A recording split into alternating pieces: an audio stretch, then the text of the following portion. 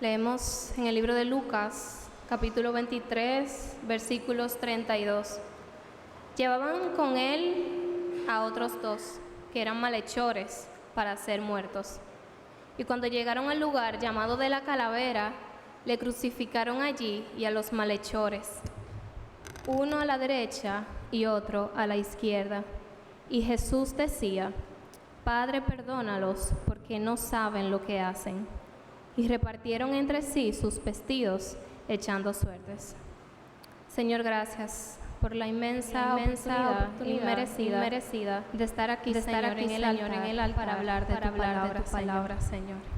Gracias, Señor, porque me permites compartir el púlpito, Señor, con personas que amo, pero aún más importante, personas, Señor, que te aman. Personas, Señor, que me han testificado, Señor, de Cristo durante tantos años, Señor. Gracias por sus vidas, Señor, y gracias por Cristo. Padre, que todo lo que salga de nuestra boca, de cada uno de nosotros, Señor, venga de ti, mi Dios. Padre, como dice tu palabra, que los dichos de nuestra boca y la meditación de nuestro corazón verdaderamente, Señor, puedan ser gratos.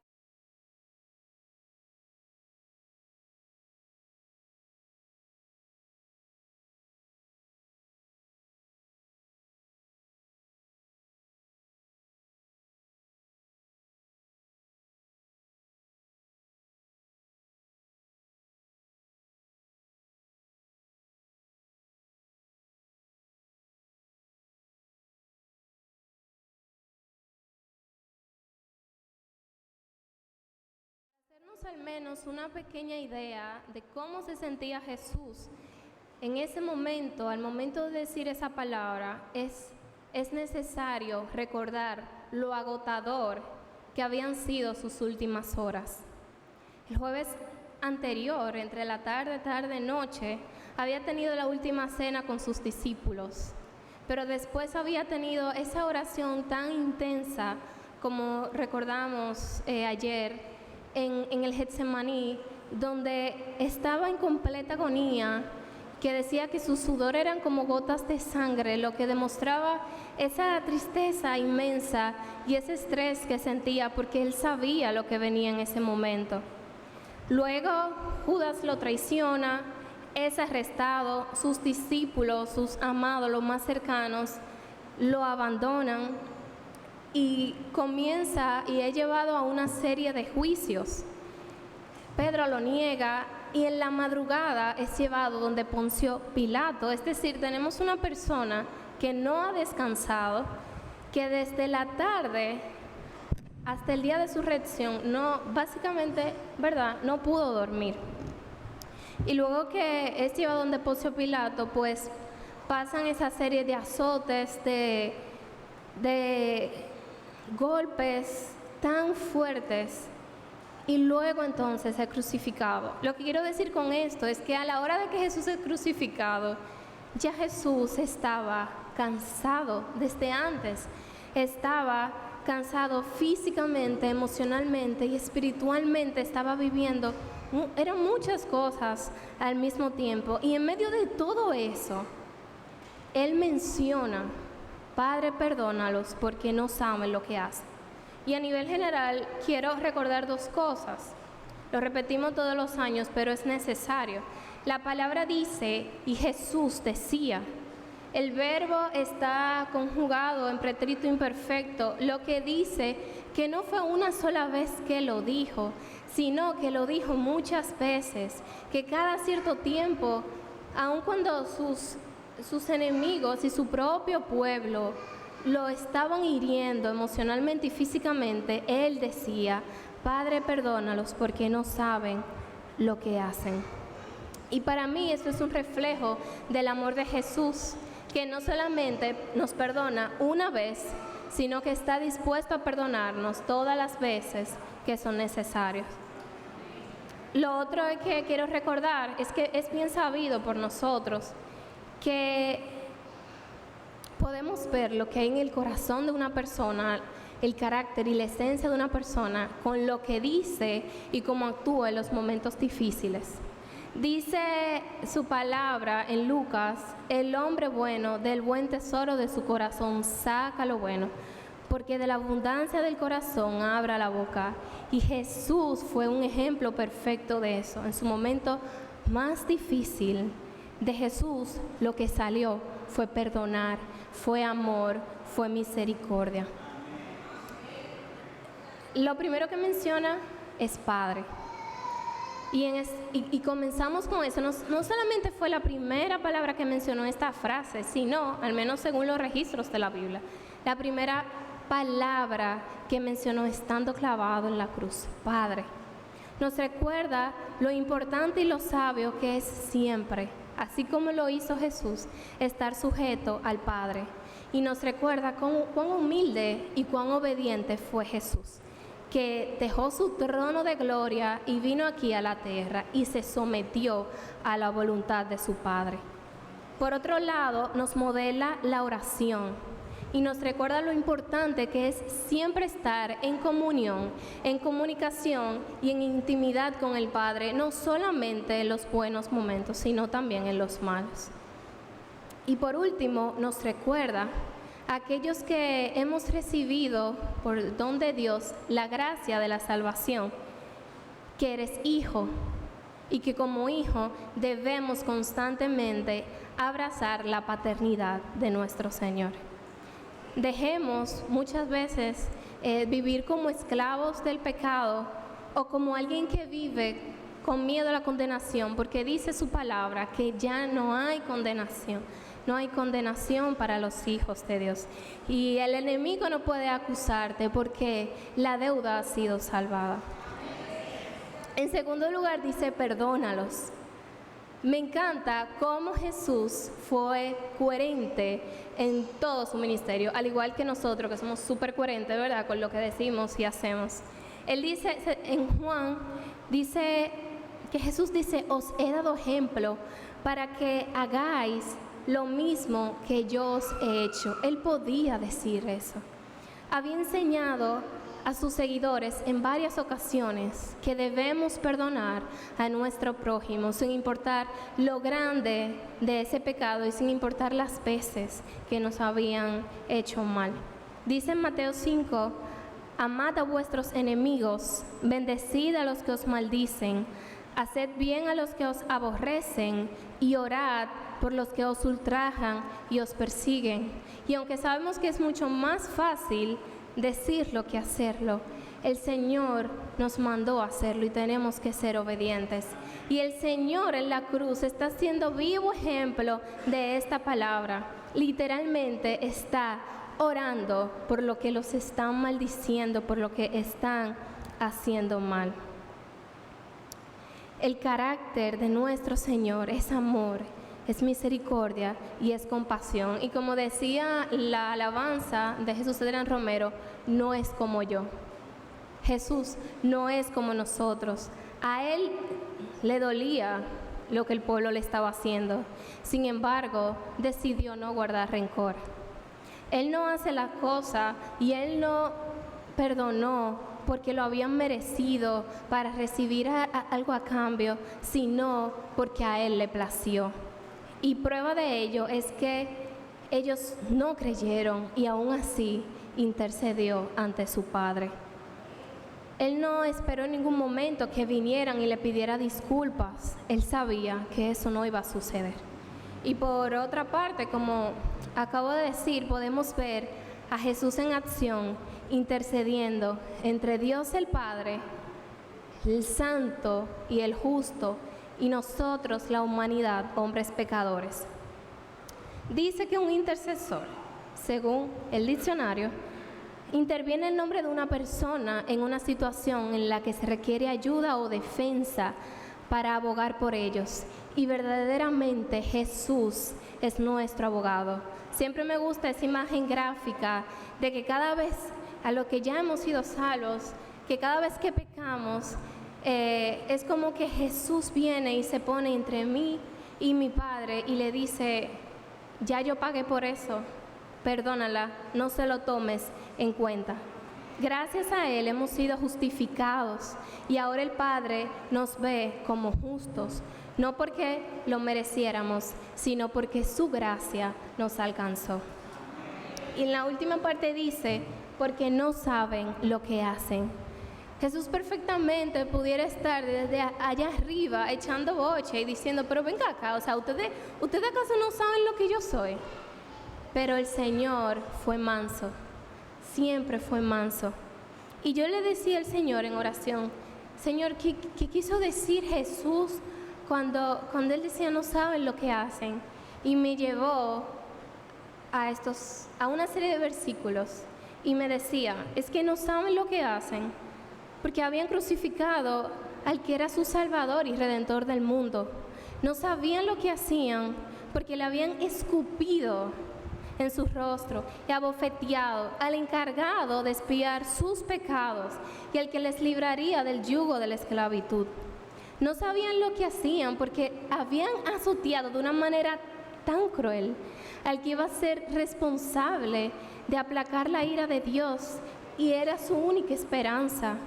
No sabían lo que hacían porque tenían al frente al que de Dios había dicho, este es mi Hijo amado, en Él tengo complacencia, a Él oíd.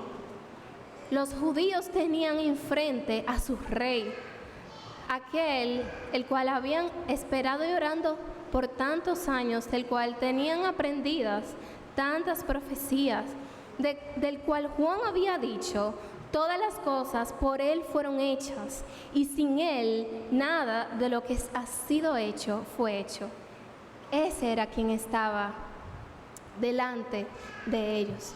Sin embargo, también el Señor me mostró que muchas veces tú y yo somos así. Teniendo a Dios al frente, no lo vemos. Teniendo un Dios listo para desprender su amor y su misericordia, dispuesto a salvarnos, a perdonarnos, a librarnos de todas nuestras cadenas y a sanarnos, está al frente y no lo vemos, porque muchas veces estamos entretenidos y tenemos muchas otras prioridades, porque tal vez pensamos que tenemos todo el tiempo del mundo y estamos esperando que sucedan en nuestras vidas una serie de acontecimientos para entonces buscar a Jesús, ser un poco más perfecto, hacer una serie de cosas, hacer algunas cosas mal para decir, ok, ya he experimentado todo, ahora déjame buscar a Jesús, cuando puede ser que mañana sea tarde. Y nos pase como a Israel y como a Jerusalén, que tienen años llorando, porque no conocieron el tiempo de la visitación de su Mesías. Y yo te pregunto hoy, ¿qué estás esperando? Y yo no quiero hacer esta pregunta solamente al que dijo, tal vez ya yo entregué mi vida a Cristo. Y no, esta pregunta es para todos los que estamos aquí. ¿Qué estamos esperando? Para entregar completamente nuestras vidas de una vez por todas a nuestro Creador, al único que es capaz de llenarnos, el único en el cual estamos completos. Dice en Deuteronomio, al cielo y a la tierra pongo hoy como testigos contra vosotros, de que hoy he puesto la vida y la muerte, la maldición y la bendición. Ese viernes podría haber sido un día cualquiera, pero no lo fue. Y hoy tampoco es un viernes cualquiera. Y yo te invito hoy a escoger la vida, y la vida está en Cristo. Dios te bendiga.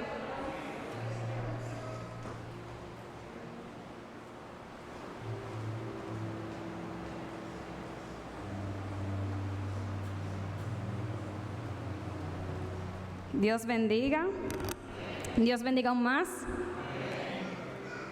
Les invito a abrir su Biblia en San Lucas, capítulo 23, versículos del 39 al 43.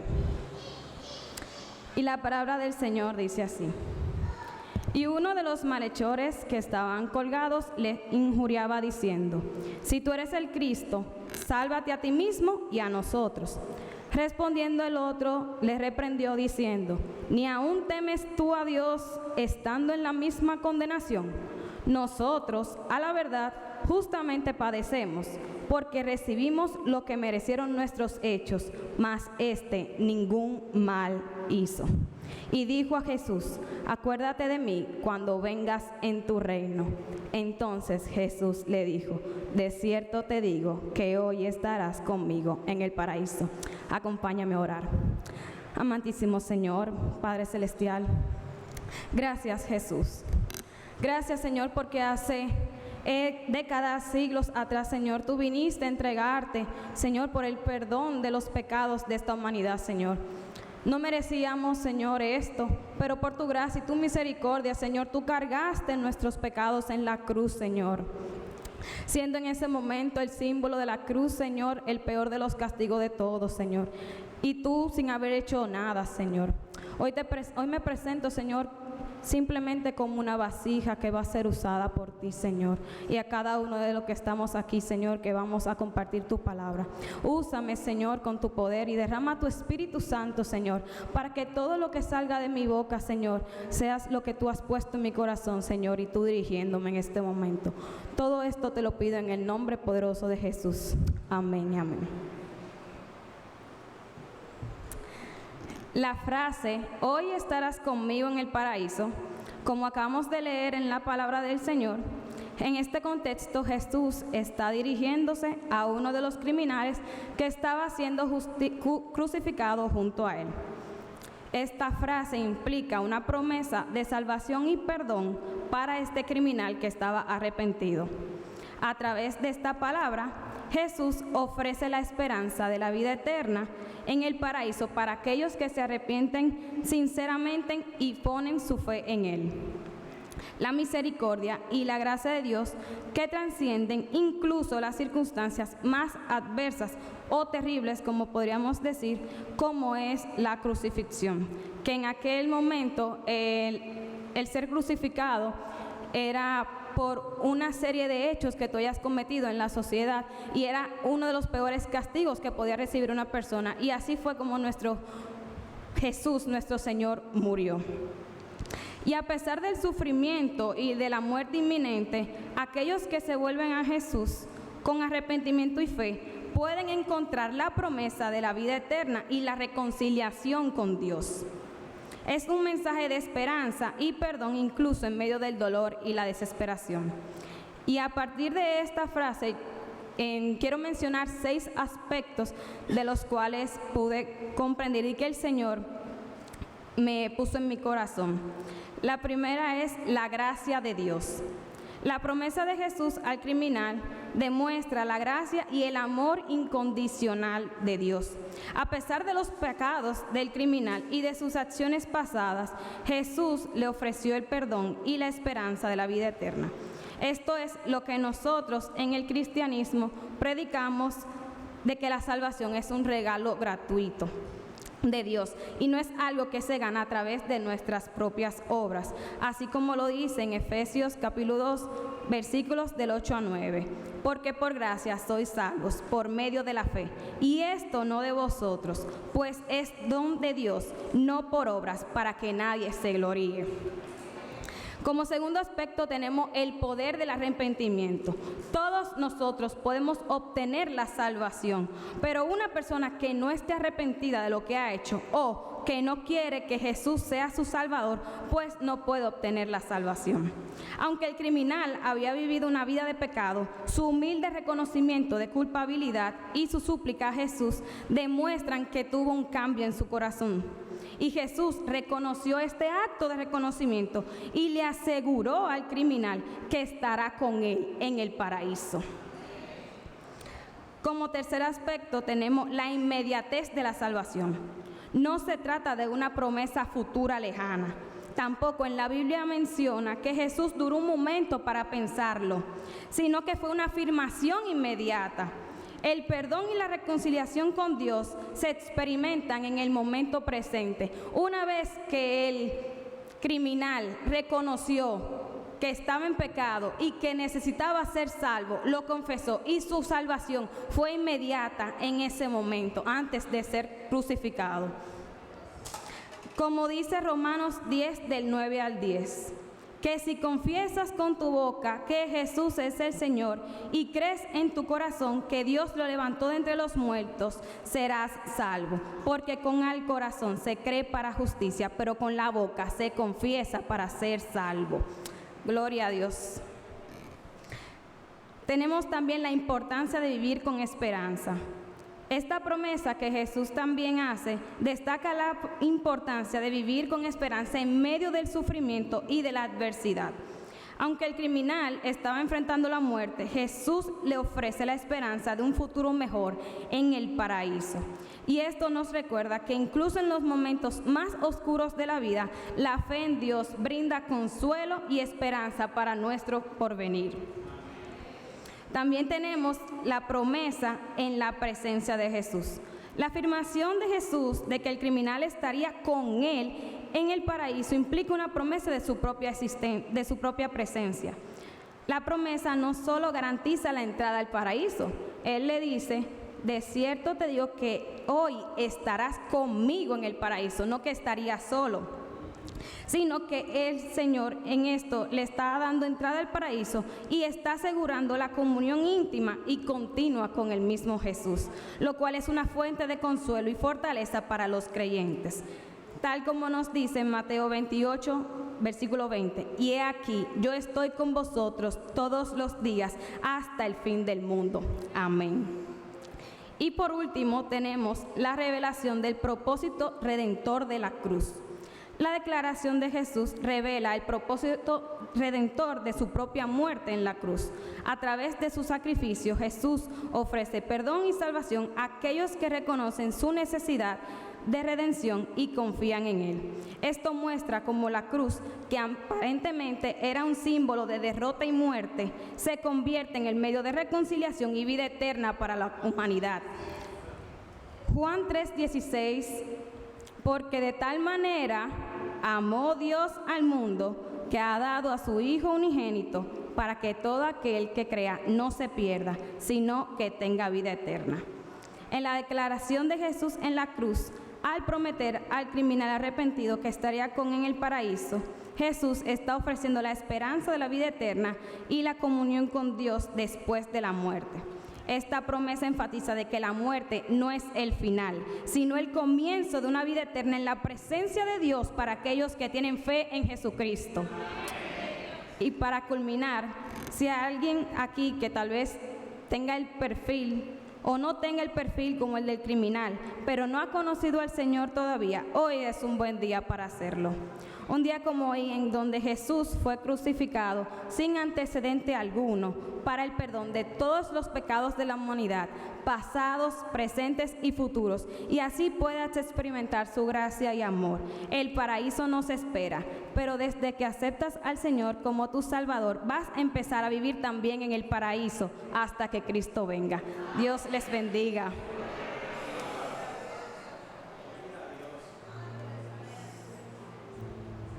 Gloria a Dios. Vamos a ponernos sobre nuestros pies, así gozosos, y vamos a cantar este himno, porque hay un precioso manantial de sangre de Manuel que nos purifica a cada uno de nosotros, y nos purifica hoy, y nos sigues purificando cada día hasta que Él venga. Así que cantemos este himno con gozo.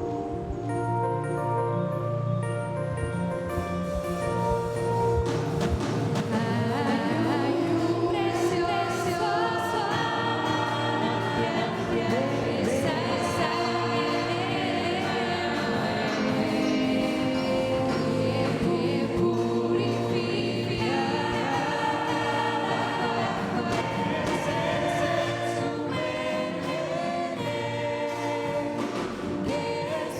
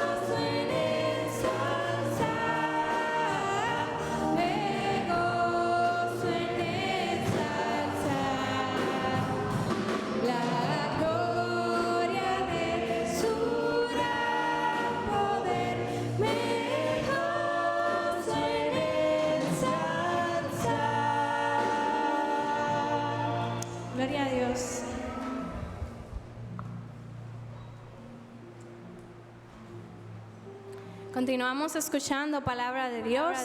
Vamos a estar escuchando la tercera palabra del Señor en la cruz. Por nuestro hermano Carlos Valdera. Mujer, tu hijo, hijo, tu madre. Y la cuarta palabra por nuestro hermano Deri. Dios mío, ¿por qué me has desamparado?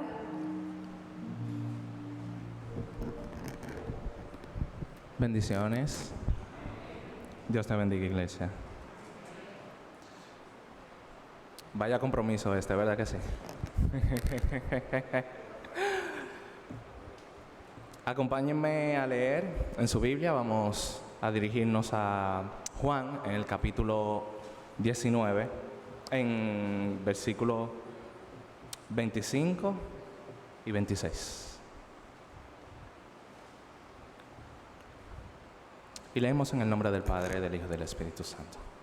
Dice: estaban junto a la cruz de Jesús, su madre y la hermana de su madre, María, mujer de Cleofás, y María Magdalena. Cuando vio Jesús a su madre y al discípulo a quien él amaba, que estaba presente, dijo a su madre: mujer, he ahí tu hijo. Después dijo al discípulo: he ahí tu madre. Y desde aquella hora el discípulo la recibió en su casa. Oremos. Amantísimo Padre, Dios de amor, de inmensa bondad y misericordia, Señor, te damos gracias. Gracias porque estamos aquí, estamos en tu presencia, mi Dios amado, Señor. En este momento yo te imploro, mi Dios, que sea tu Espíritu Santo, Señor, en cada uno de nosotros y de los que tenemos este gran compromiso y responsabilidad, Señor, de exponer tu palabra en este día, mi Dios amado, Señor. Llénanos de ti, llénanos de tu gracia, llénanos de tu Espíritu Santo, Señor.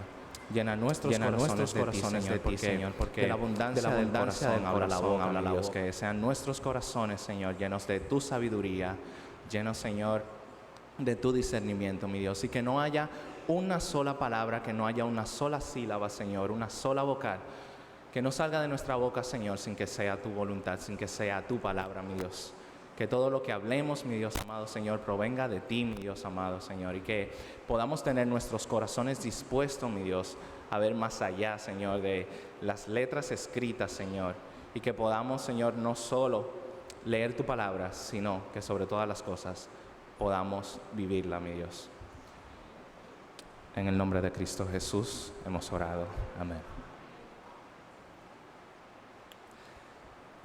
Este pasaje casi siempre lo tomamos en la dirección de ese mandamiento, del primer mandamiento con promesa, según la Escritura, de honrar a nuestros padres, de honrar a nuestra madre. Y es claro un ejemplo de cómo el Señor mismo vivió durante toda su vida y cumplió tanto en espíritu como en letra cada una de estos mandamientos de la ley.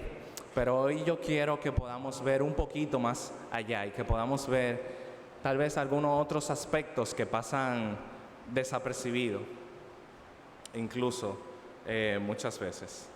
En este corto tiempo intentaré exponer cómo el Señor nos muestra este corto pasaje, pero con un gran significado, la perspectiva de cada uno de los personajes involucrados en esta escena, donde definitivamente, como toda la Escritura, nos lleva a reflexionar y ver las enseñanzas del carácter de Cristo, siendo este 100% Dios y 100% hombre.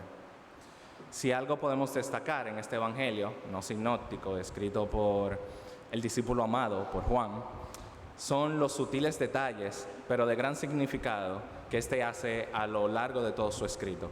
Y este pasaje no es la excepción, ya que en la palabra de Dios ningún detalle es insignificante, por mínimo que parezca. Nos encontramos en una escena desgarradora, donde Cristo, el Hijo de Dios, ha sido injustamente condenado, martirizado, azotado, pateado, sometido a todo tipo de sufrimiento físico, burlas, humillaciones. su cuerpo marcado por las heridas de los azotes.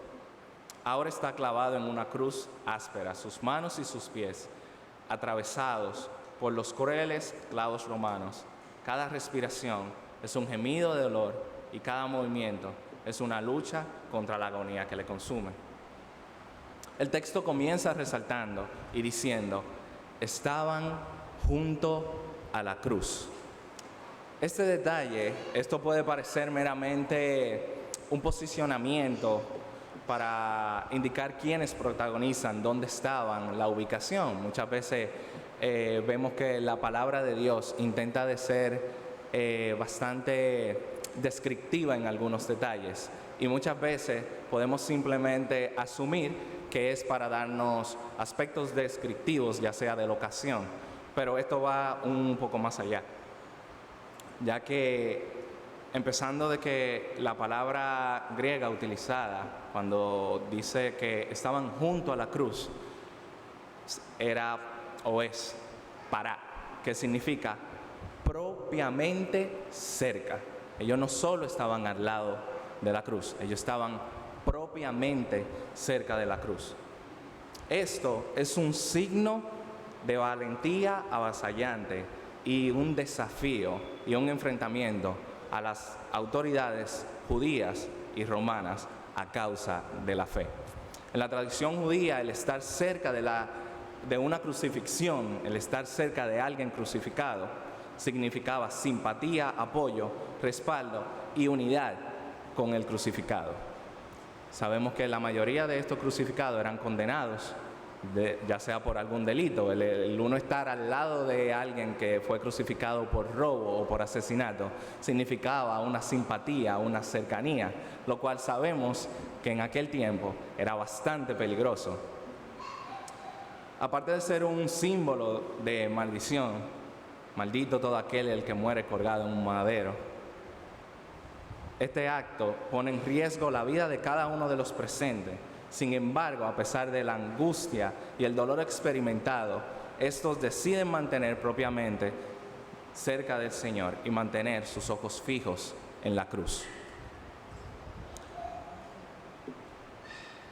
¿Cuántos de nosotros estaríamos dispuestos a poner nuestra vida en riesgo por nuestra fe? ¿Cuántos de nosotros, a pesar del dolor, a pesar de la angustia o de lo desagradable de la situación en la que nos pudiéramos encontrar, cuántos permaneceríamos al lado de la cruz, propiamente cerca de la cruz, con nuestra mirada fija en Cristo? Estas simples palabras con las que comienza justamente este versículo de estaban junto a la cruz es una invitación para nosotros poder mantenernos cerca siempre de Cristo, sin importar cuál sea la situación. Luego continúa diciendo: cuando vio Jesús a su madre y al discípulo a quien le amaba, da introducción al diálogo a establecerse. Podemos ver aquí que ya comienza una interacción directa con María, con su discípulo, e incluso diría que de forma no intencional con las demás personas que estaban visualizando este acto, ya que esto no es solo un diálogo entre los que estaban presentes, sino también demostraba un ejemplo total del carácter de nuestro Señor. María, esta es la madre, en este momento la madre del moribundo. El que agoniza allí en la cruz es su hijo. Ella fue quien primero besó su frente, que ahora está coronada de espinas. Ella fue quien guió los pies y las manos en sus primeros movimientos infantiles, pero ahora están clavados en la cruz. Y en este momento, María, a pesar de su dolor, se mantiene firme y muy posiblemente, como narran las Escrituras en otros escenarios, en silencio. Vemos que en otras ocasiones siempre dice que María guardaba estas cosas en su corazón. Acá no solo estaba su madre, acá estaba también su seguidora y discípula, dispuesta a permanecer al lado de Cristo, cueste lo que cueste. Con una actitud de obediencia, esta recibe el mandato del Señor: he aquí tu hijo, denotando una actitud siempre como esclava del Señor. Tenemos la frase popular de que no hay amor como el de madre. Creo que siempre que escuchamos esa frase, podemos asentir con la cabeza porque es algo que vemos siempre visiblemente.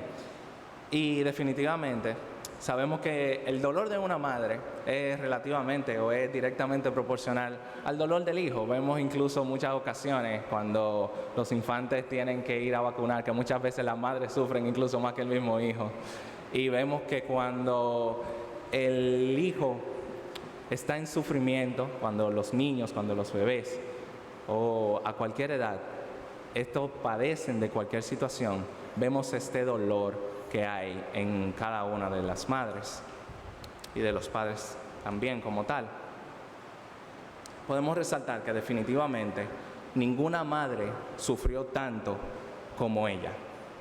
No porque haya sido una madre más especial que cualquiera de nosotros, no porque haya sido una madre más especial que ustedes, sino por el hecho de que nadie ha sufrido como Cristo. Y si nadie ha sufrido como Cristo, ninguna madre ha sufrido como ella.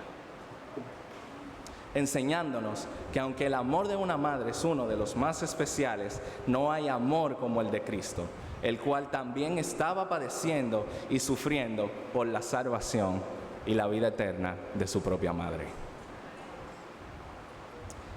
Aquí podemos ver también a Juan, quien se acerca, y vemos que en el siguiente versículo se dirige a su discípulo amado, siendo Juan prácticamente el más joven, y le dice: he aquí tu madre. Juan, siendo este discípulo más joven de todos, se estima que al momento de la crucifixión podía tener alrededor de unos 20 años, el cual recibe el mandato del Señor diciendo: he aquí tu madre. Yo me imagino a Juan en medio de esta situación de duelo, de sufrimiento, incertidumbre, recibiendo estas ordenanzas del Señor, la cual se trata de una gran responsabilidad, ya que se trata nada más y menos que del cuidado de la madre de nuestro Señor. Esto en un sentido denota confianza, entregando esta gran responsabilidad únicamente a Juan, sabiendo el Señor que Él es quien nos capacita y nos ayuda a hacer todas y cada una de las cosas. En mi corto tiempo en el recorrer de esta vida cristiana, bastante corto, pudiera decir, de altos y bajos, el Señor me ha mostrado que todo lo que Él hace en nuestra vida son principalmente con 3 motivos. Número 1, para la gloria y la honra de su nombre. Número 2, para hacernos depender más y más de Él. Y número 3, para moldear o modelar el carácter de Cristo en cada uno de nosotros. ¿Qué mejor forma de hacernos madurar espiritualmente y de forma natural que asignarnos responsabilidades, tareas, que darnos dones, que ponernos al servicio de su iglesia, al servicio de Él, al servicio de otros? ¿Cuántas veces nos hemos dejado llevar por el miedo, por el dolor, por la incertidumbre, incluso por la inmadurez? Estábamos hablando de un hombre joven al cual le estaban poniendo la responsabilidad de una madre, alguien que actualmente, imagínense, a esa edad la mayoría de personas ni siquiera saben en qué dirección o qué van a hacer con su vida. Imagínense una responsabilidad de este peso.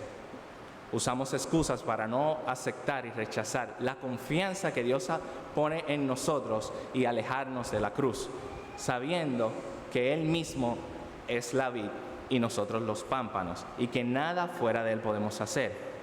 Es momento de reflexionar en esto y poner nuestra vida cerca de la cruz, nuestra confianza en que en Él nos capacitará para hacer cada una de las cosas necesarias. Jóvenes, ¿cuántas veces se nos pide en la iglesia servir, o el mismo Señor te da un mandato, muchas veces en privado, muchas veces a través de otras personas, y usamos tantas excusas ya sea por miedo, ya sea por cualquier otra razón, y denegamos esta confianza que el Señor pone. Cuando el Señor nos manda al servir, no es solo un acto, el Señor, como le había mencionado, no solo lo está haciendo para que nosotros dependamos más de Él y para modelar el carácter de su Hijo, sino es un acto de amor, ya que estamos viendo la confianza que el Señor está poniendo en cada uno de nosotros, y de que nosotros somos los elegidos de Él. Estamos siendo el discípulo amado en el momento de que el Señor está poniendo responsabilidades sobre cada uno de nosotros. Por último, el versículo dice y menciona que desde aquella hora el discípulo la recibió en su casa. Otras traducciones utilizan otros términos, y es dado a que la palabra griega es idios, que la traducción es como suyos. Por ejemplo, la Nueva Versión Internacional dice que desde ese momento la recibió como una de los suyos. La palabra se define como perteneciente a uno mismo, es decir, propio de uno. No hemos cuestionado si la responsabilidad que el Señor ha puesto en nosotros la hacemos como nuestra, la hacemos propia nuestra, o solo lo hacemos por compromiso. ¿Cuántas veces no tenemos el carácter de este discípulo y hacemos las cosas por hacerlas? Creo que esta es una invitación para nosotros utilizar y hacer de la confianza la responsabilidad y el Señor y los dones que el Señor deposita en nosotros, no hacerlo por obligación, sino que de alguna forma u otra, así como Juan aceptó esta tarea, hacerla justamente como algo nuestro que nos ayude cada día en el caminar junto a Cristo. Por último, podemos encontrar a nuestro amado Señor Jesucristo. Jesús, el Hijo de Dios, ahora está clavado en una cruz, sus manos y pies atravesados por los crueles clavos romanos. Quien no tuvo pecado, hecho por nosotros maldición. Su cuerpo está desgarrado y sangrante por los latigazos que ha recibido anteriormente. La corona de espinas presiona profundamente en su cabeza, causándole una agonía adicional. La multitud se reúne alrededor de él, se burla, lo insulta y lo menosprecia. Podemos visualizar su cuerpo exhausto y debilitado, sus músculos tensos por el dolor y la fatiga. Cada respiración es un esfuerzo, cada movimiento es una tortura. Los soldados romanos, acostumbrados a la brutalidad, muestran poca misericordia mientras continúan con su deber de ejecutar a este hombre condenado. Jesús, en medio de este tormento físico, emocional y espiritual, donde carga y lleva el peso no solo de su propio sufrimiento, sino también el peso del pecado, de todo el pasado, de todo el presente y el futuro, para la redención de la humanidad. A pesar de su estado moribundo, maltratado, su mente está clara y su corazón rebosa de compasión y amor. En el versículo 26 menciona que, y cuando vio Jesús a su madre y al discípulo a quien él amaba, siendo esto un acto de amor y compasión hacia ellos, el Señor, sin importar su dolor, su agonía y su sufrimiento, como un acto de misericordia, siempre fija su mirada en nosotros. Confiemos de que si el Señor fijó su mirada, aún estando en la cruz, en medio del dolor y de todo el peso del pecado recayendo sobre Él, ¿cuánto más no fijará su mirada ahora en nosotros, que vive, reina victorioso por los siglos de los siglos? Jesús se refiere a su madre y utiliza el término mujer. Muchas veces, tal vez por la cultura latina, podemos muchas veces confundir este término y suena incluso hasta un poco despectivo yo poder decirle a mi madre mujer, tal cosa.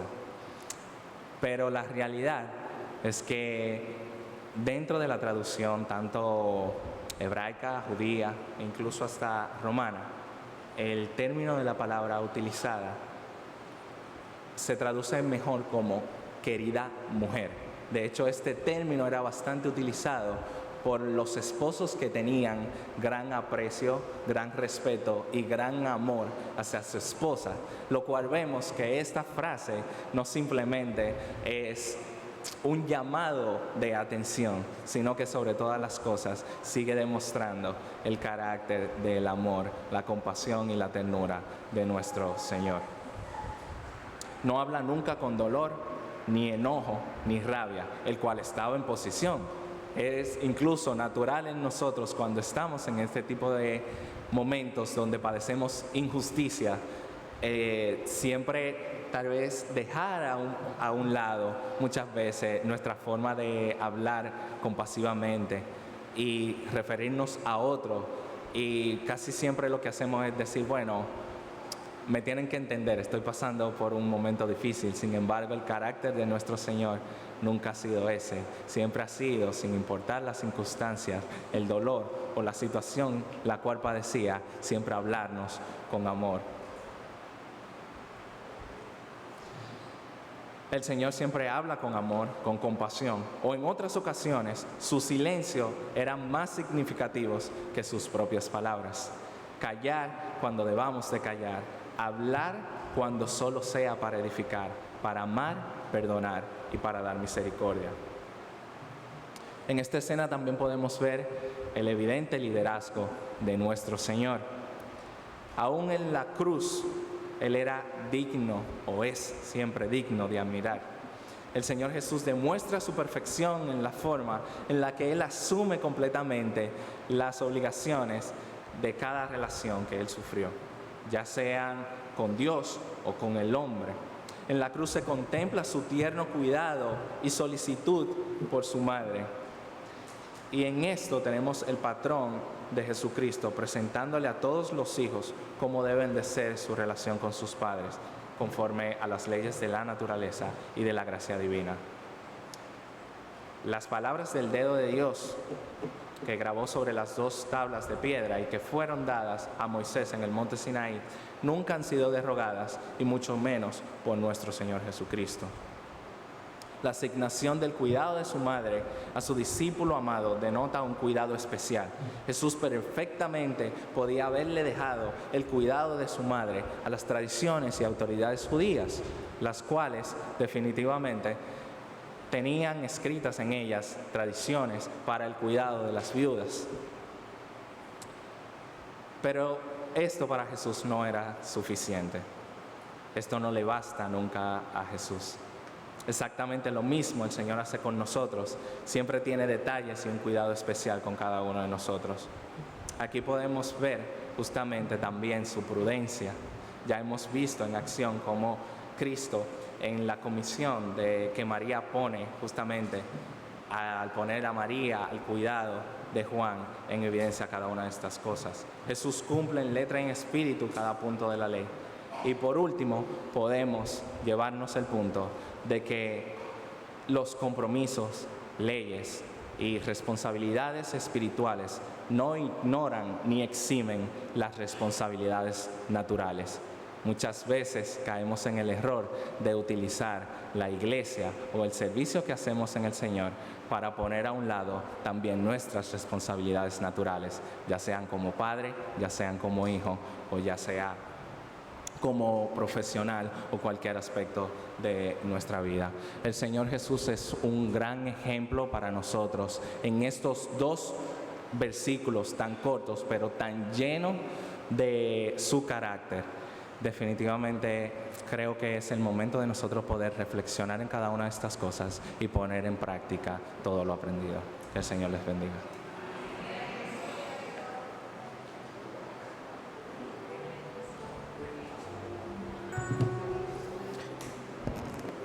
Hermanos, que el Señor continúe bendiciendo. Les invito a que vayan conmigo al libro de Mateo.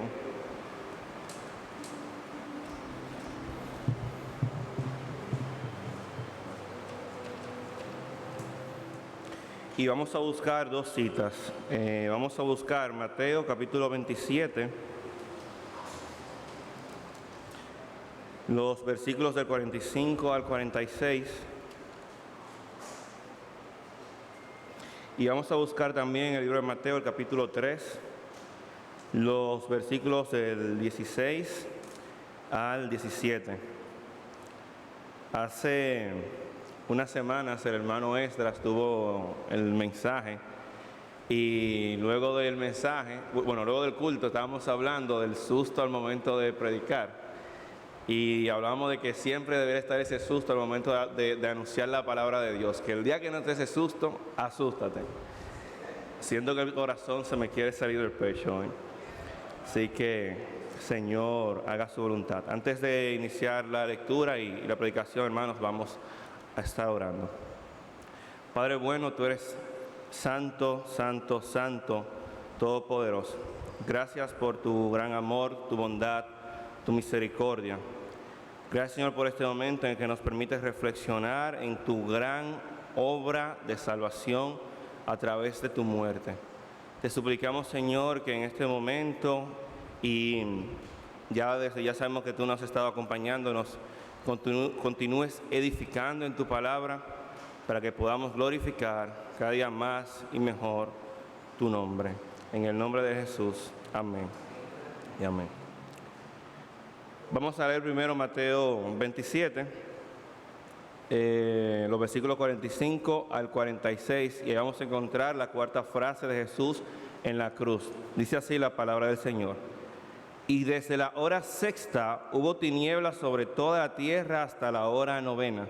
Cerca de la hora novena, Jesús clamó a gran voz diciendo, Elí, Elí, lama sabatani, esto es, Dios mío, ¿por qué me has desamparado? Vamos ahora a leer en capítulo 3, los versículos 16 y 17.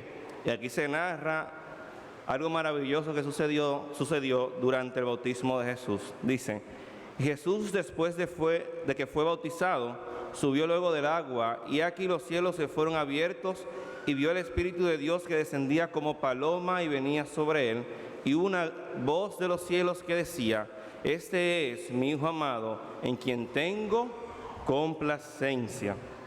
Amén. Mi intención esta mañana es que reflexionemos en esta cuarta frase de Jesús, tomando en cuenta desde su bautismo hasta este momento en la cruz.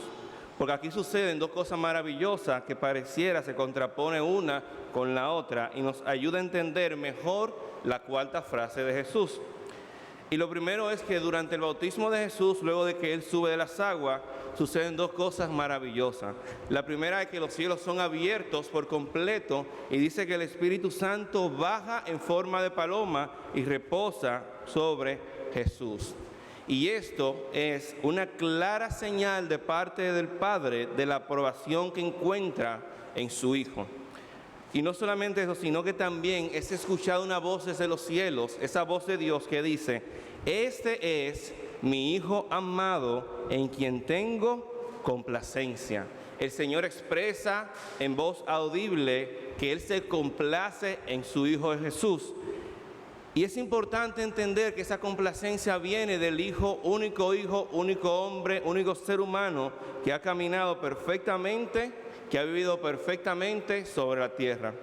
Jesucristo en ningún momento pecó, en ningún momento mintió, en ningún momento fornicó, en ningún momento tomó en vano el nombre de Dios, en ningún momento robó, en ningún momento mató y en ningún momento rompió ninguno de los mandamientos de Dios.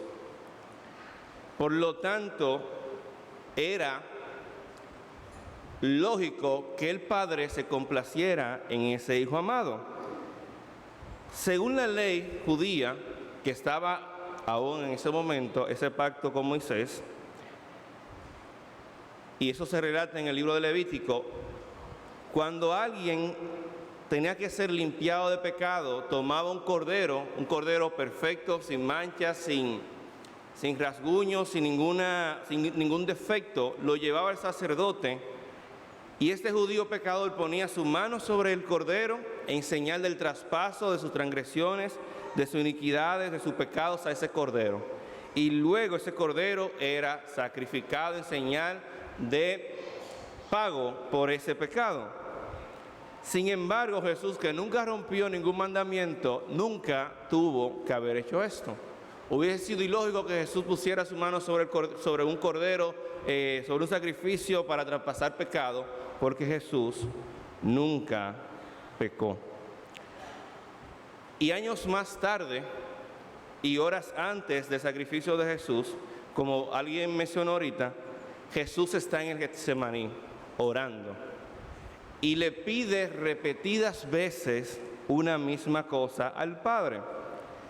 Y Jesús no la pide de manera alegre, sino que dice que estaba angustiada su alma hasta la muerte. Y una angustia que se reflejaba físicamente, porque el sudor de Jesús, dice la palabra, que eran como gotas de sangre. Y aquella cosa que Jesús le pidió al Señor varias veces fue: Dios mío, si es posible que pase de mí esta copa, que así sea, que tú no me dejes beberla, pero que al final no se haga mi voluntad, sino que se haga la tuya. Jesús hizo eso por varias horas, por varias ocasiones. ¿Qué significado tiene para nosotros el hecho de que Jesús pidiera al Padre no tener que beber esa copa? Y miren, hermanos, durante el ajusticiamiento de Jesús hasta su muerte, no se registró ni una sola queja de parte de Jesús por todo el maltrato físico. No se registra que Jesús dijera: dejen de lastimarme, cuando recibió latigazos. No se ve que Él discute contra Pilato cuando Pilato se está burlando de Él y está justiciándolo. No vemos quejas de Jesús en la cruz cuando todos los demás se burlan. No vemos quejas de Él cuando es crucificado, cuando le ponen la corona de espina, cuando reparten suerte sobre sus vestiduras, cuando ponen los clavos en sus manos y en sus pies. Nunca vemos una queja de Jesús, salvo al momento en que dice: Dios mío, ¿por qué me has desamparado? Cuando Jesús pide al Padre que deje pasar esa copa de Él, en la cultura judía, en esta literatura, la copa hace referencia a ira. Y Jesús no se quejó en ningún momento de las señales, consecuencia de la ira de hombres. Y quiero que entendamos esto: todo el maltrato físico que Jesús soportó fue la ira de los hombres sobre Jesús. Fue la ira de aquellos que lo justiciaron sobre Jesús. Sin embargo, en este momento Jesús está recibiendo la ira de Dios. La ira del Padre. Dios mío, ¿por qué me has abandonado? Jesús ha recibido por primera vez el abandono del Padre, el rechazo del Padre. Y es entendido por nosotros que el Padre ha abandonado al Hijo porque el Hijo en ese momento está cargando todos los pecados de la humanidad. El Señor no habita junto al pecado. Dice inclusive Habacuc: tus ojos son muy limpios, son puros, y no soportas ver el pecado. Y en ese momento entonces Jesús viene a ser abominable delante de Dios. Y el Padre tiene que quitar su rostro de delante de Él. El Hijo del cual el Padre se complacía durante el bautismo y que decía: este es mi Hijo amado, en quien tengo complacencia, ahora le ha abandonado en una cruenta cruz por la carga de pecado que hay sobre Él. Y tenemos varias situaciones, varios hechos donde podemos ver cómo Dios reacciona al pecado de la humanidad. Pero hay dos momentos puntuales que yo quisiera traer a colación. Y el primero se encuentra en Génesis capítulo 6, los versículos de 5 al 8. Y les leo: el Señor vio que era mucha la maldad de los hombres en la tierra, y que toda intención de los pensamientos de su corazón era solo hacer siempre el mal. Y al Señor le pesó haber hecho al hombre en la tierra, y sintió tristeza en su corazón. Entonces el Señor dijo: borraré de la superficie de la tierra al hombre que he creado, desde los hombres hasta el ganado, los reptiles y las aves del cielo, porque me pesa haberlos hecho. Pero Noé halló gracia ante los ojos del Señor. Noé encontró gracia ante los ojos del Señor en ese momento en el que el Señor se ha hartado, porque la maldad de los hombres ha sido tanta que ha subido el olor putrefacto del pecado en su presencia. Y el otro momento que le quiero contar está en Génesis 18, los versículos del 20 al 21. Dice: después el Señor dijo: el clamor de Sodoma y Gomorra ciertamente es grande, y su pecado es sumamente grave. Descenderé ahora y veré si han hecho en todo conforme a su clamor, el cual ha llegado hasta mí.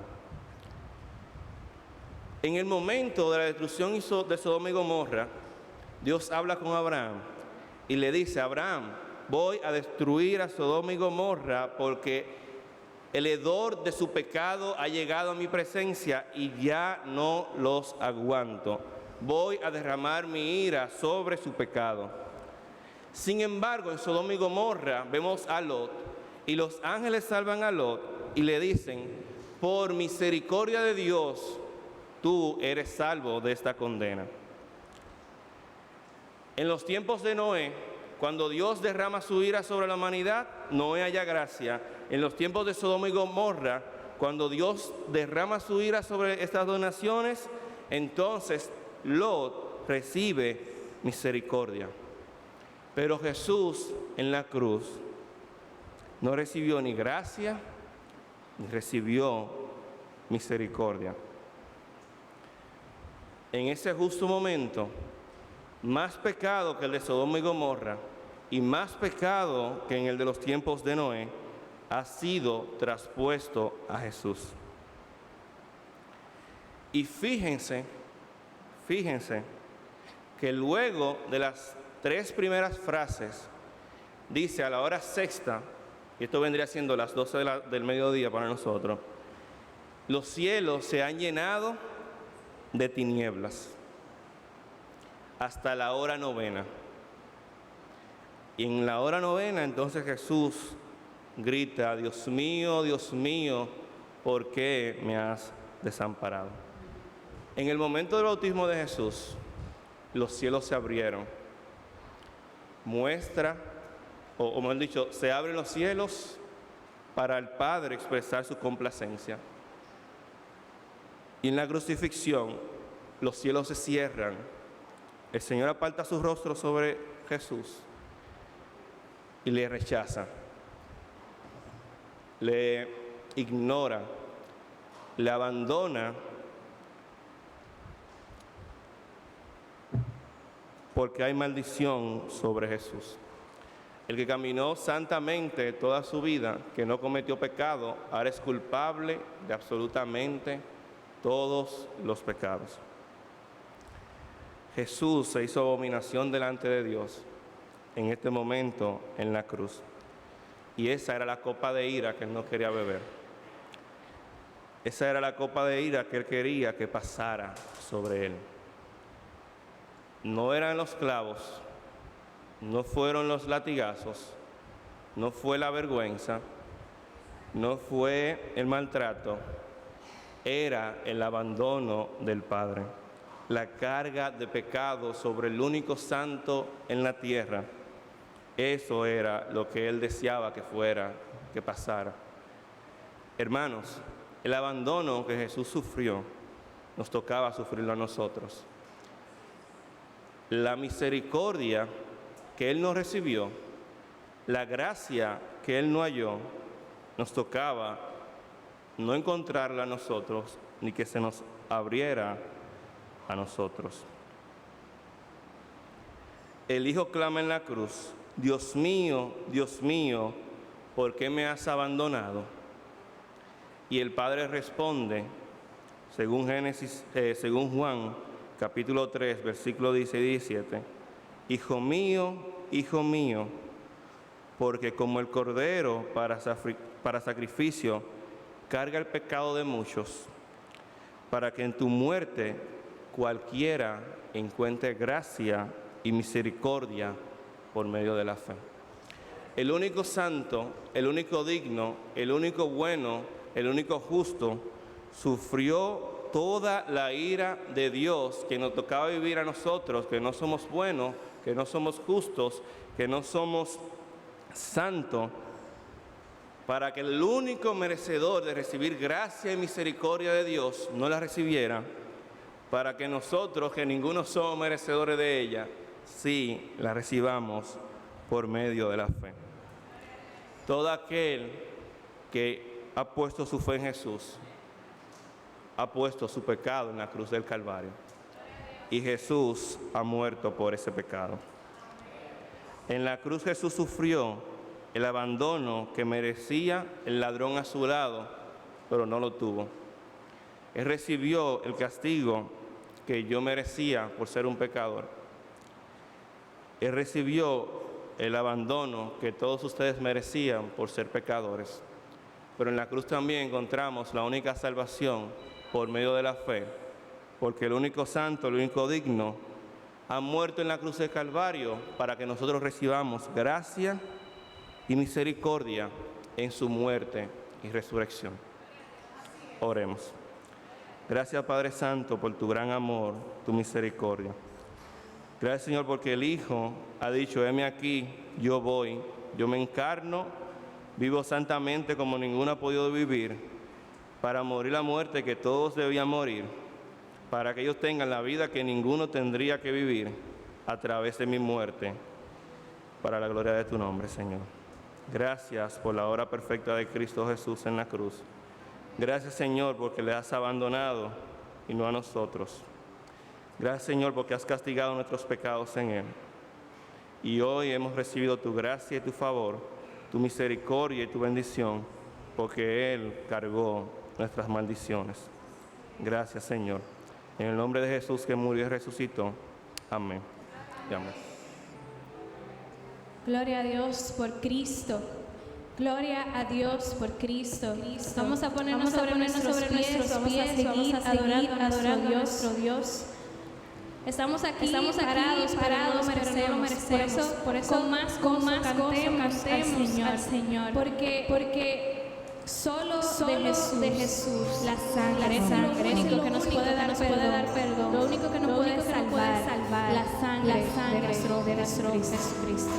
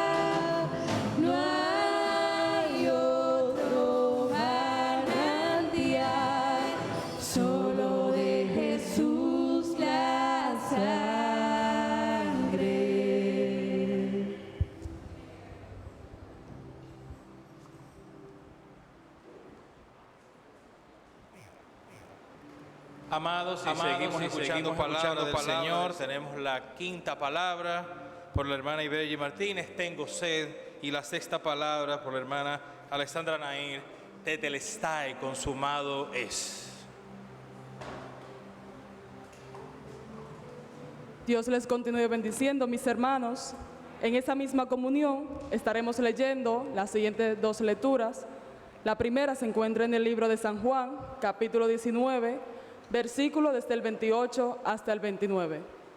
Dice así: Después de esto, sabiendo Jesús que ya todo estaba consumado, dijo: para que la escritura se cumpliese, tengo sed. Y estaba allí una vasija llena de vinagre. Entonces ellos empaparon en vinagre una esponja y poniéndola en un hisopo, se la acercaron a la boca.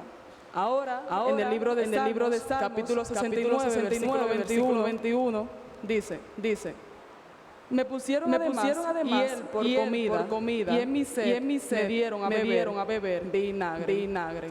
Oremos, mis hermanos. Dios Todopoderoso, Padre nuestro, te damos gracias, Padre Santo, porque estamos en tu casa por tu gracia, Señor. Padre, te presentamos este momento para que seas tú, Señor, colocando nuestros corazones prestos a escuchar tu voz, Señor, y salir renovados de tu casa. En el nombre poderoso de Jesús. Amén. Quiero hacerles una pregunta. ¿Alguna vez te has preguntado por qué los soldados romanos ofrecieron a Jesús una esponja con vinagre en lugar de agua cuando clamó por sed en la cruz? La respuesta es reveladora y nos transporta a la cultura y prácticas de la época romana. En esos momentos finales, Jesús estaba rodeado de soldados y espectadores que no solo lo insultaban, sino que también lo humillaban de manera cruel. La presentación de la esponja empapada en vinagre parece ser solo otro gesto de burla, pero este acto lleva consigo un contexto histórico más profundo. El cumplimiento de la Escritura y el vinagre que le dieron, podemos ver lo siguiente. Lo primero es que en el versículo 28 del libro de San Juan, capítulo 19, la frase para que la Escritura se cumpliese no significa que Jesús expresara su sed a fin de que se cumpliera la Escritura, sino que con esta expresión y con el vinagre que le dieron, se cumplió la Escritura. En concreto, el Salmo capítulo 69, versículo 21. Notemos acerca de esta sed. No es extraño que tuviese sed, y sed ardorosa, por la deshidratación consiguiente a la tremenda pérdida de sangre, las agonías del tormento de la crucifixión y la fiebre consiguiente exacerbaron esta sed. Tampoco puede pasarse por alto la fatiga del proceso en el que seguramente desde el arresto en Getsemaní no se le dio de comer ni de beber. Y el líquido, principalmente el agua, es fundamental para el organismo humano. Es importante señalar que, a diferencia de los tres evangelistas, quienes solo mencionan lo del vinagre, solo Juan menciona esta palabra de Jesús, la quinta desde la cruz, que es la única en que Jesús pide algo para sí.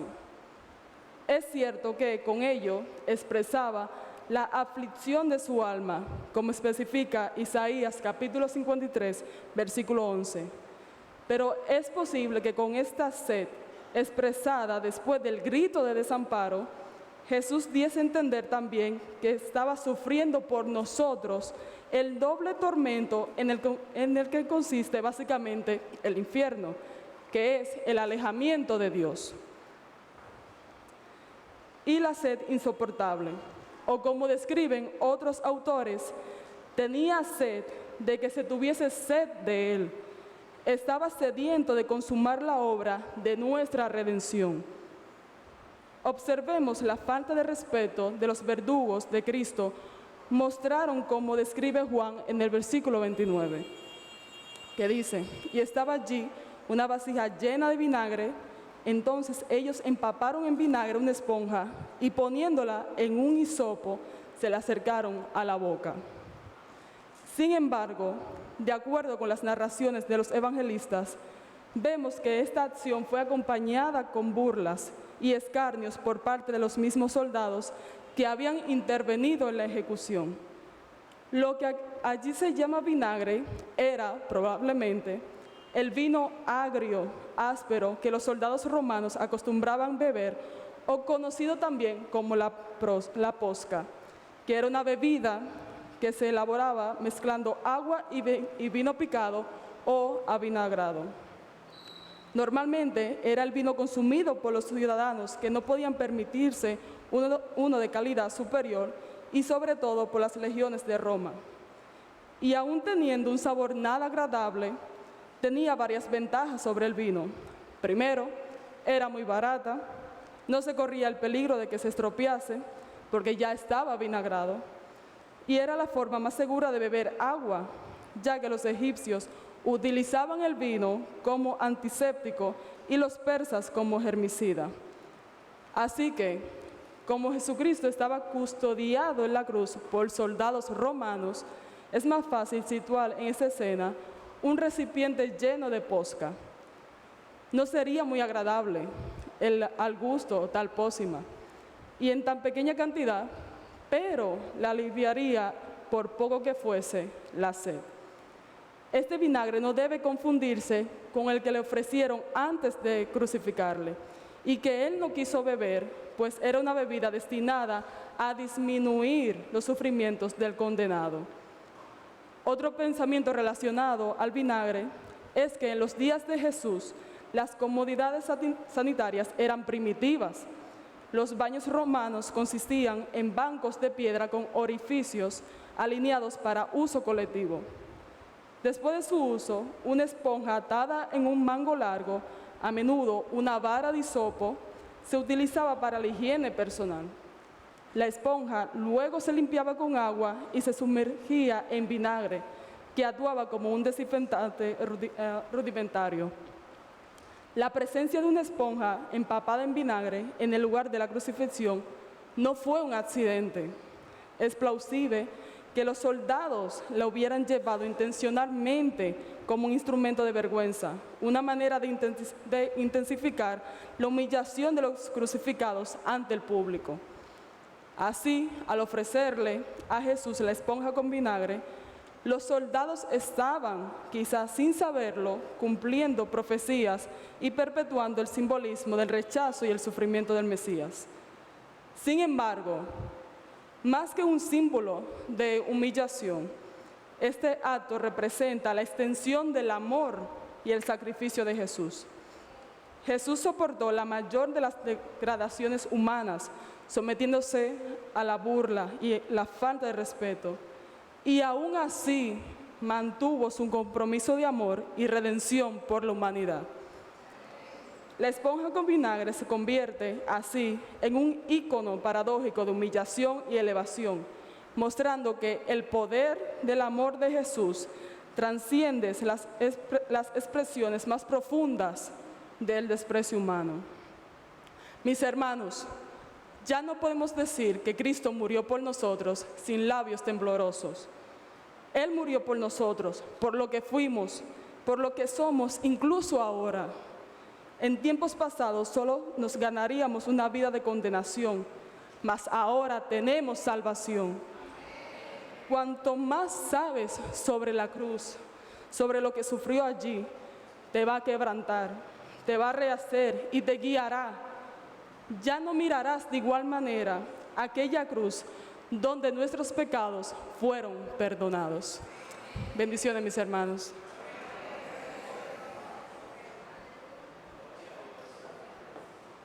Amén, gloria a Dios. Continuamos delante de la presencia del Señor, reverentes, dando gloria y honra a su precioso nombre. Oremos. Señor, te bendecimos, te adoramos.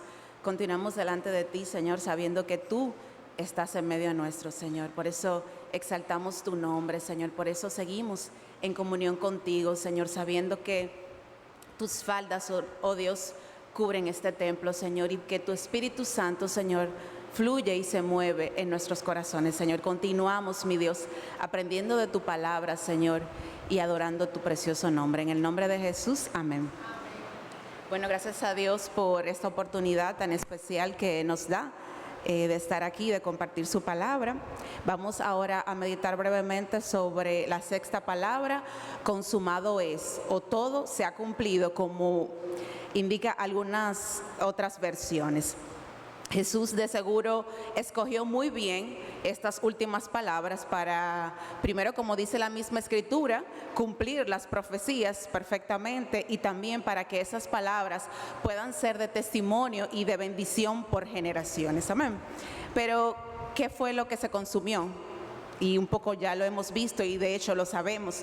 No, esta expresión de consumado es, no se refiere a que fue consumada y terminada la vida de Jesús, se acabó Jesús, se acabó su historia, o hasta aquí llegó Jesús como hombre o como humano, lo que nos llenaría de muchísima tristeza, aflicción, incertidumbre, sino que esta expresión habla de su papel mesiánico y de la misión salvadora que Él tuvo para la humanidad. Ya estaba cumplida. Quedó cancelada, realmente quedó terminada y cancelada la deuda total de nuestros pecados.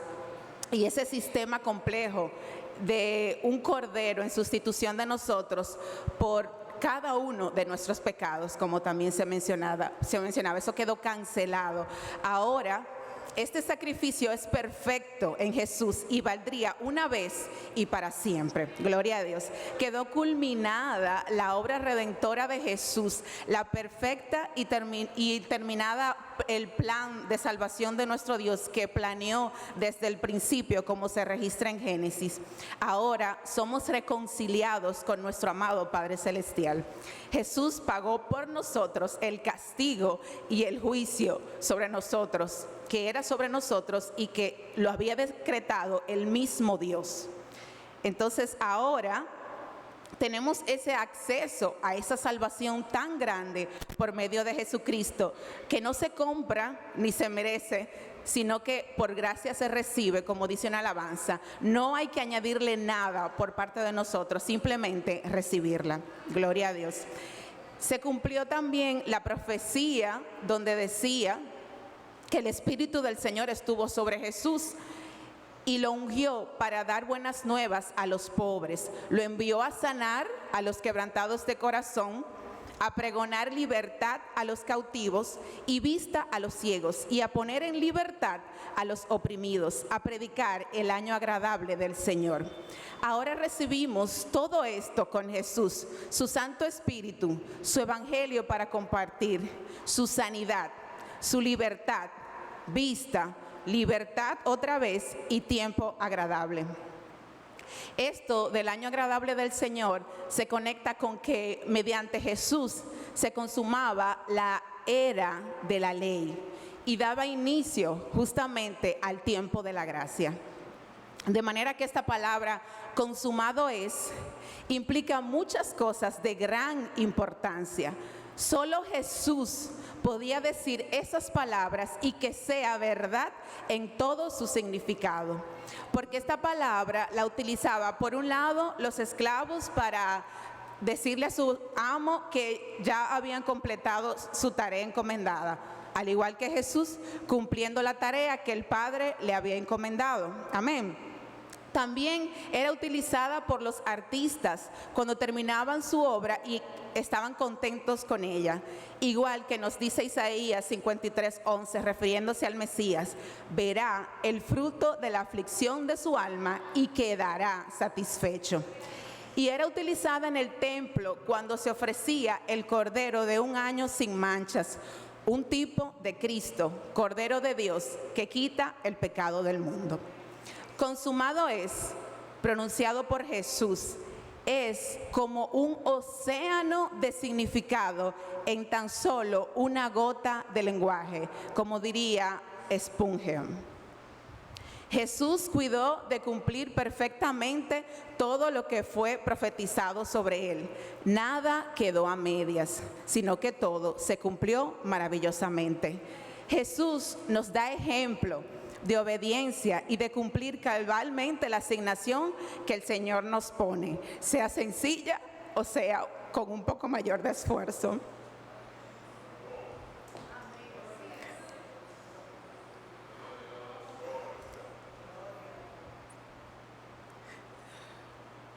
Amén. No puede quedar nada a medias. Hay que cumplirlo cabalmente. Juan 4:34 dice, Jesús, hablando Jesús, mi comida es hacer la voluntad del que me envió y llevar a cabo su obra. Nosotros, ¿cómo estamos llevando a cabo la obra que el Señor nos ha encomendado? Por un lado, hay una encomienda de no callar y compartir el evangelio de salvación con otros. Hay otra más particular que tiene que ver con la intención por la cual Dios nos ha creado. Pero sobre todo tenemos una encomienda de no descuidar esta salvación tan grande, que como estamos viendo costó muchísimo, costó el gran sacrificio de Jesús. Cumplir cabalmente su obra, no lo vemos solo con Jesús, sino que lo vemos desde el principio con nuestro Dios Padre. En Josué 21:45 dice, no faltó ni una palabra de todas las buenas cosas que Jehová había hablado a la casa de Israel. Todo se cumplió. Alabado sea el Señor. Esto es parte del carácter de Dios y debe ser también de nuestro carácter. Entonces, ¿qué fue consumado? Ya lo vimos. ¿Qué significa consumado? Viene del verbo griego tetelestai. Está conjugado en un tiempo perfecto que indica una acción consumada en el pasado. Este tiempo perfecto describe un tiempo, un evento que, habiendo sido completado en el pasado, tiene resultados existentes en el presente. Porque nuestro Dios es grande, profundo, increíble, que cuando promete algo, cuando dice algo, ya lo ha cumplido en la eternidad. Por eso es por lo que debemos de confiar en Él, porque cuando Él dice, ya de alguna manera está hecho. Y aquí hay algunos pasajes que se ve la determinación y la autoridad de nuestro Señor y que no hay rival ni nadie que lo estorba. Dice Isaías 14:24, Jehová de los ejércitos juró diciendo, ciertamente se hará de la manera que lo he pensado y será confirmado como lo he determinado. Eclesiastés 3:15 dice, aquello que fue, ya es, y lo que ha de ser, fue ya, y Dios restaura lo que pasó. Isaías 46:10 dice, yo que declaro el fin desde el principio y desde la antigüedad lo que ha sido hecho, yo digo, mi propósito será establecido y todo lo que quiero realizaré. Finalmente, Salmo 165:6 dice, todo lo que Jehová quiere lo hace en los cielos, en la tierra, en los mares y en todos los abismos. Gloria a Dios. Ver este carácter de Dios, su obra en la historia, que desde el principio es el mismo, poderoso para salvar, nos da confianza en Él, nos llena de fe, porque vemos que Él es digno de confianza y cumple sus promesas. Por eso esperamos en su tiempo perfecto. A su tiempo cumplirá todas las gloriosas promesas que también a nosotros nos ha hecho. Aunque esté oscuro, aunque no se entienda, aunque parece que se tarde, aunque estemos perdidos en nuestras vidas, también todo será cumplido en el nombre de Jesús. Segunda de Corintios 1:10, porque todas las promesas de Dios son en el sí y en el amén. También aprendemos de Jesús que se toma la palabra de Dios como que era para Él. Y realmente toda la Escritura se trata de Él. Es así, pero eso también es algo que debemos de imitar. Tomarnos la palabra de Dios como que es únicamente para nosotros, los únicos destinatarios. Esto nos va a ayudar a creer lo que nos promete y a obedecer lo que nos enseña. finalmente solo Juan registra esta palabra, consumado es. Otros evangelios dicen que Jesús exclamó a gran voz. Los estudiosos entonces concuerdan con que esta gran voz que dicen los demás evangelistas es esta que dice Juan, que era el único que estaba ahí en la cruz, que es consumado es. Entonces, no importa realmente, lo importante es que no era un grito desgarrador de sufrimiento y angustia, sino un grito triunfante de cumplir con su obra, de que nadie le quita la vida, sino que Él mismo la da para triunfar para siempre sobre la muerte y colocar a sus enemigos por estrados de sus pies. Amén. Gloria a Dios. Que el Señor nos siga bendiciendo.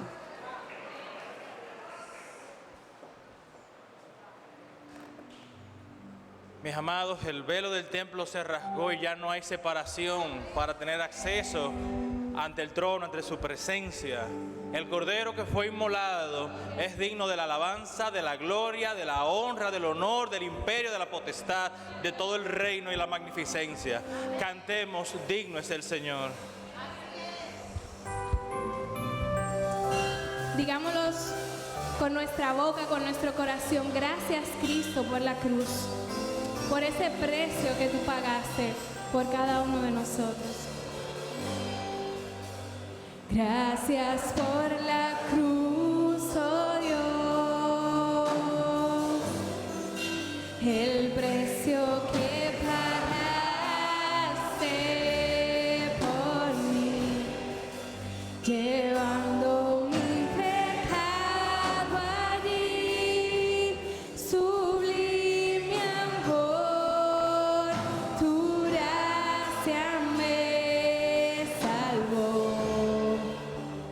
Gracias por tu amor, oh Dios, tus manos clavadas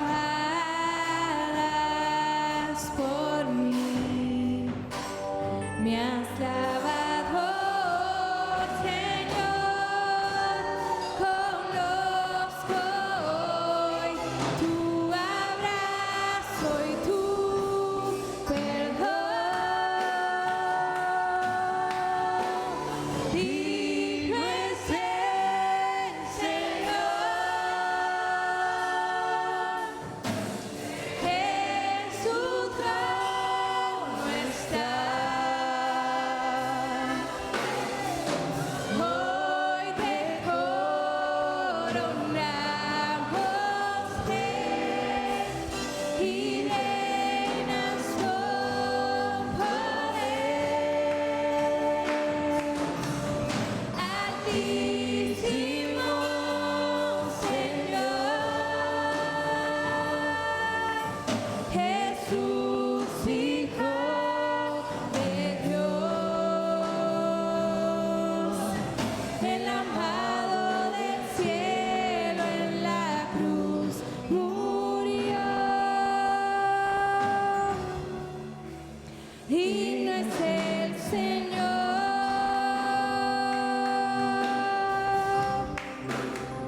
digno es el Señor.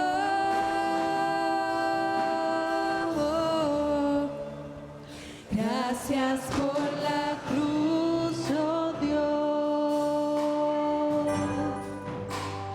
precio que pagaste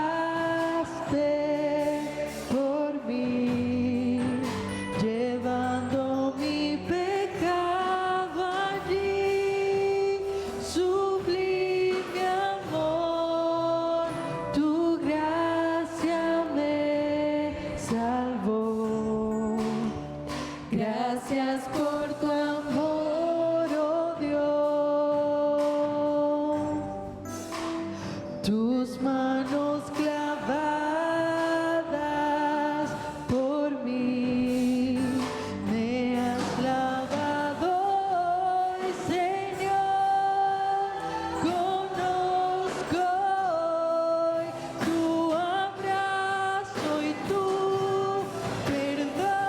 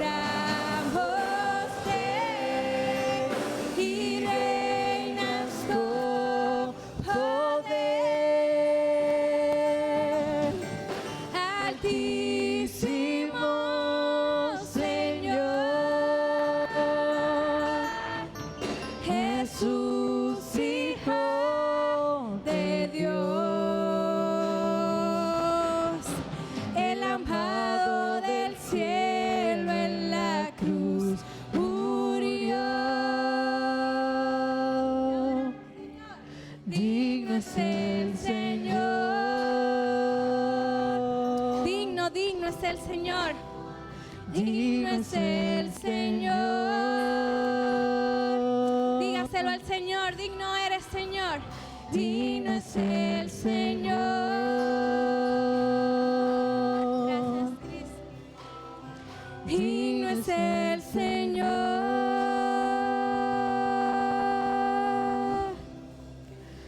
Digno es el Señor. Digno eres, Señor Jesús.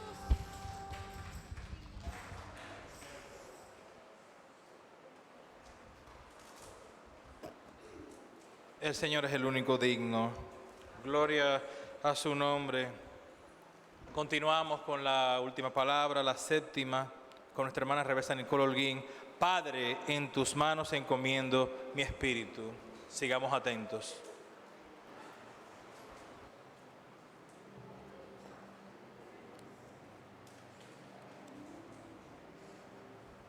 ¿Cuántos han sido bendecidos por el Señor?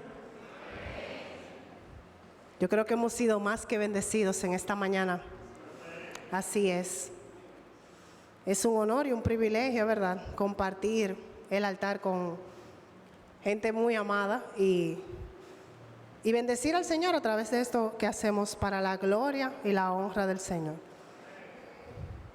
Vamos a estar viendo en el Evangelio de Lucas, en el capítulo 23, en el versículo 46, esta séptima y última palabra que busca traernos esperanza, que busca traernos y colocar nuestra mirada en lo eterno y en el cielo. Amén. Lucas 23, 46 nos dice: entonces Jesús, clamando a gran voz, dijo: Padre, en tus manos encomiendo mi espíritu. Señor, te pedimos que esta palabra cumpla el objetivo con la cual tú le envías, Señor. Que more en nuestros corazones, que traiga transformación, redención y vida eterna. En el nombre de Jesús. Amén. Me gustaría que en esta mañana, ya tarde, ¿verdad? Tarde, vayamos viendo algunos detalles de esta expresión y lo vamos a ir dividiendo por partes. Llama poderosamente mi atención, y creo que lo comentaba con mis hermanas, que durante el transcurso de la crucifixión vemos repetidamente escuchar a Jesús llamar a Dios Padre. Creo que hay una sola ocasión en la que Jesús se refiere a Dios diciendo Dios mío. Pero en todo lo demás escuchamos a Jesús llamar a Dios Padre. Y esto mueve mi corazón a reflexionar en que independientemente de lo triste, de lo difícil, de lo compleja que pueda ser cualquier situación, Dios no ha dejado de ser Padre. Y esto debemos tenerlo en nuestro corazón. Es fácil reconocer que Dios es Padre cuando nos vemos con la bonanza de Dios, con la bendición de Dios sobre nuestras vidas. Pero lo difícil es cuando nosotros entendemos, o quizás no entendemos, la situación en la que nos encontramos. Es propicio que esta mañana usted se vaya con esto. Dios no ha dejado de ser Padre. Y no solamente Dios no ha dejado de ser Padre, Dios es un Padre responsable. Dios es un Padre responsable. Continúa diciendo: en tus manos. Jesús es Dios. Y en ese momento también hombre. No sé si a ustedes les causa curiosidad ver que Jesús, también siendo Dios, se vio en la necesidad de poner en las manos de Dios algo. pudo haberlo dejado en sus propias manos, porque Él es Dios. Amén.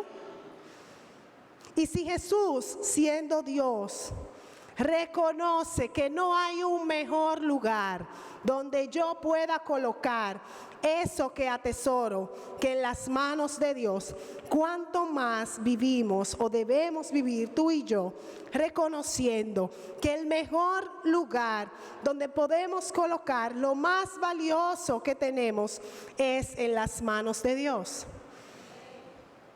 Jesús podía dejarlo en sus propias manos porque Él es Dios. Sin embargo, nos enseña y nos conduce a nuestra dependencia de Dios. Y no fue cualquier cosa la que Jesús entregó. Entregó lo más valioso que Él tiene y que nosotros también tenemos: su espíritu. El cuerpo perece, los tesoros materiales perecen, la vida se acaba, pero el espíritu permanece. Y cuando escucho esta palabra, encomiendo mi espíritu, no puedo evitar considerar la adoración. Cuando vemos el acto de la adoración, podemos ver 3 elementos indispensables para que ocurra adoración. Debe haber reconocimiento de la autoridad de Dios, del Dios al que adoramos. Debe haber humillación y debe haber algún tipo de entrega. Debe haber reconocimiento, debe haber humillación y debe haber algún tipo de entrega. Y en el acto mismo de la cruz y también a través de esta última palabra pronunciada, podemos ver cada uno de estos elementos manifiestos. Jesús reconoce la autoridad del Padre, se sujeta a la voluntad del Padre, reconoce que a la única persona que Él puede recurrir, que es en ese momento, por la naturaleza de lo que Él está viviendo, está por encima de Él, es el Padre. Por lo tanto, este elemento del reconocimiento se da cuando Jesús exclama: Padre. Lo siguiente que ocurre es la humillación. Jesús, siendo Dios, se pone en la posición y en la disposición de cumplir la voluntad del Padre. La muerte de Jesús, la vida de Jesús, nos enseña a vivir humillados. Él es digno de todo honor, de toda gloria, de toda alabanza. Él es Rey de reyes, es Señor de señores. Y en este momento, Él se desprende de su deidad para mostrarnos una lección de humildad. Por último, la entrega de estos elementos. La entrega. No hay adoración sin entrega. ¿Cualquier entrega? No. Esto me llevó al pasaje donde más atrás Jesús habla con esta mujer samaritana y dice: es necesario que la adoración sea realizada en espíritu y en verdad. No hay adoración sin que el espíritu sea entregado. No hay sacrificio válido sin espíritu. No hay ofrenda válida sin espíritu. No fue cualquier entrega, fue la entrega que el Padre quería.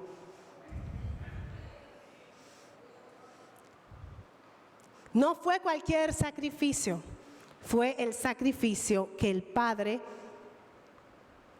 buscaba.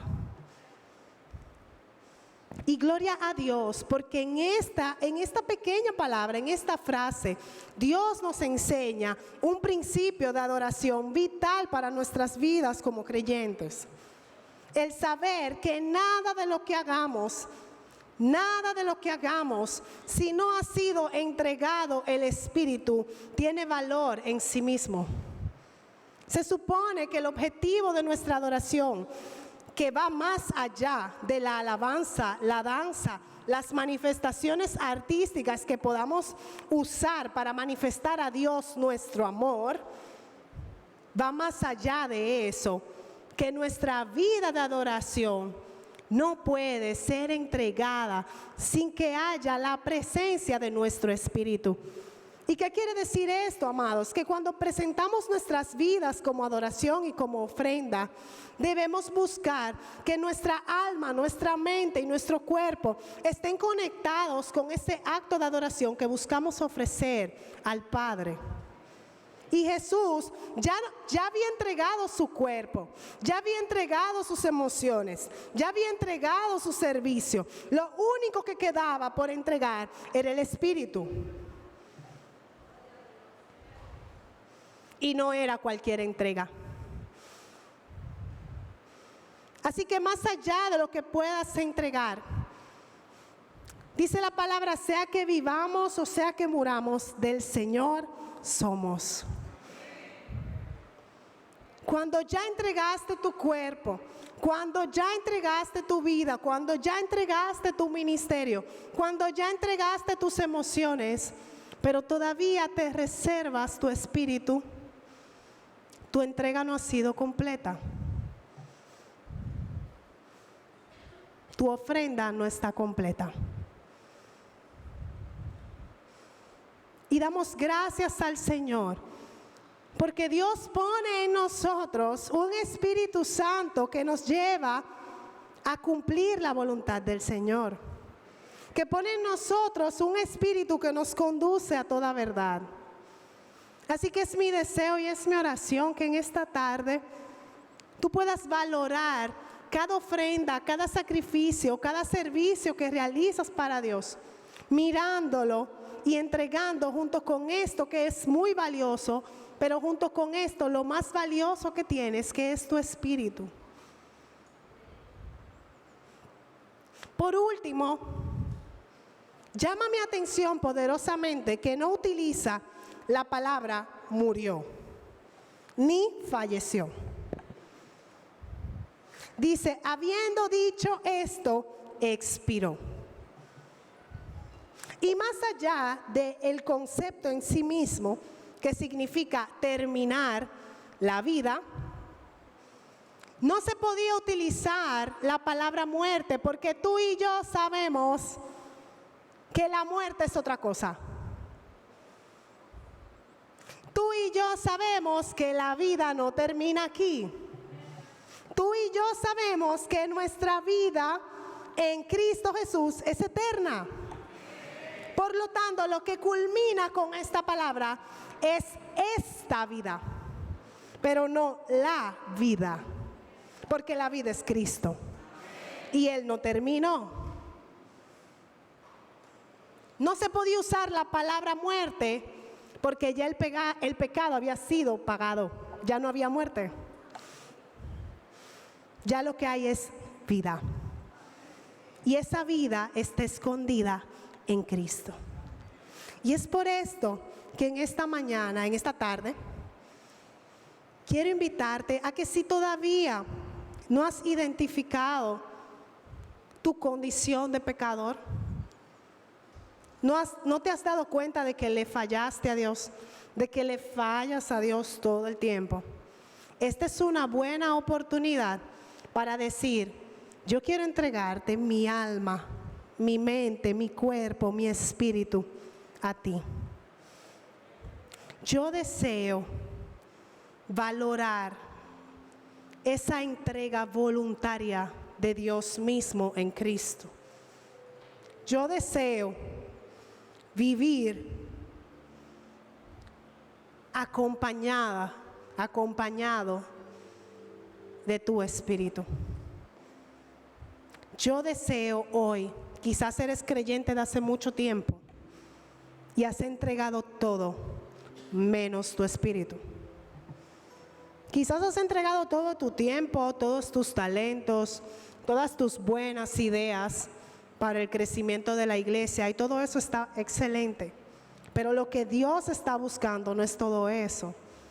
Dios está buscando tu espíritu. Así que quizás es buen momento para que, si todavía no te has encontrado con esa gracia, para que si todavía tú no has identificado que tienes y que posees el regalo de Dios, el don de Dios que es su Espíritu Santo, hoy tú salgas de este lugar acompañado con la presencia misma de Dios a través de su Espíritu Santo. Y es mi deseo que, si hoy has sido impactado con la verdad del Evangelio, el Evangelio en su máxima expresión, puedas acercarte al altar y puedas venir a este lugar. Nada tiene más valor que la salvación tan grande que fue derramada en la cruz. Nada, no hay opinión, no hay contradicción, no hay necesidad, no hay pecado que tenga más valor que el regalo que nos fue entregado en el Calvario. Así que es una buena oportunidad para que, si hoy deseas conocer y vivir de acuerdo al sacrificio magnífico de Cristo, tú vengas al altar y puedas reconocer y recibir la salvación que nos ha sido dada, y puedas recibir el Espíritu Santo de Dios. El altar está abierto. Mientras oramos, Señor, gracias por tu palabra, porque ella es vida, porque es verdad, porque es fiel, porque se cumple. Gracias te damos, Señor. Pon en nosotros el querer y el hacer, el vivir para Cristo, el morir para Cristo, el sufrir para Cristo, el alegrarnos para Cristo. Padre, que la vida que haya sido tocada por tu Espíritu, tú puedas encontrarte con ella en cualquier circunstancia, Señor, en cualquier condición.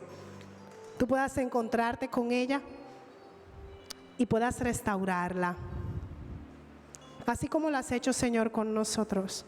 Estamos agradecidos, Señor, porque lo entregaste absolutamente todo por nosotros y no merecemos tanto.